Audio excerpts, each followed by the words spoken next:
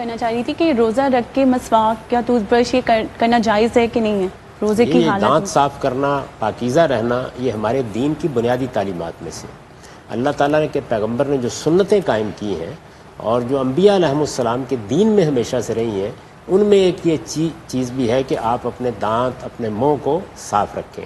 بدن کی پاکیزگی دین کی بنیادی تعلیمات میں سے ہے، تو یہ روزے میں بھی ممنوع نہیں ہے۔ آپ روزے میں بھی دانت صاف کریں، روزے میں بھی پاکیزہ رہیں، کوئی چیز کھانی نہیں ہے، کسی چیز کا ذائقہ چکھنے کی کوشش نہ کریں، باقی دانتوں کو صاف کرنا، منہ کو صاف رکھنا یہ بالکل جائز ہے، اس میں کوئی معنی نہیں ہے۔ اور اس کے پرانے طریقے تھے جس میں مسواک کر لیتے تھے، موجودہ زمانے میں آپ کوئی دوسرے طریقے اختیار کر لیتے ہیں، یہ طریقوں کی تبدیلی ہوتی رہے گی، اصل حکم اسی طرح موجود رہے گا، اور وہ یہ ہے کہ آپ کو دانت صاف رکھنے۔ اچھا جاوید صاحب، یہ جو سوال انہوں نے کیا اس میں ایک اشکال لوگوں کے ذہن میں یہ آتا ہے کہ جب آپ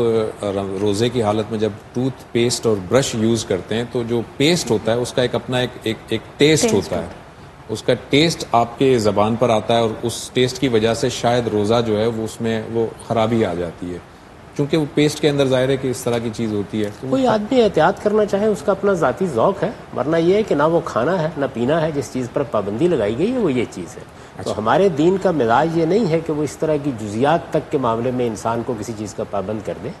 تو اگر کوئی تھوڑا بہت ذائقہ اس طرح کا آ جاتا ہے تو مقصود اس سے نہ کھانا ہوتا ہے نہ پینا ہوتا ہے، اللہ تعالیٰ نے جو پابندی لگائی ہے اس پر آپ قائم ہیں، تو میرے نزدیک اس میں کوئی حرج کی بات نہیں ہے۔ آپ چاہیں تو مسواک کر لیں، آپ چاہیں تو ٹوتھ پیسٹ کا استعمال کر لیں، چاہیں تو برش سے دانت صاف کر لیں، چاہیں تو انگلی سے صاف کر لیں، جو بھی طریقے آپ کے خیال میں مقصد صفائی حاصل کرنا، صفائی آپ کو حاصل کرنی چاہیے، اور صفائی ہمارے دین میں مطلوب ہے۔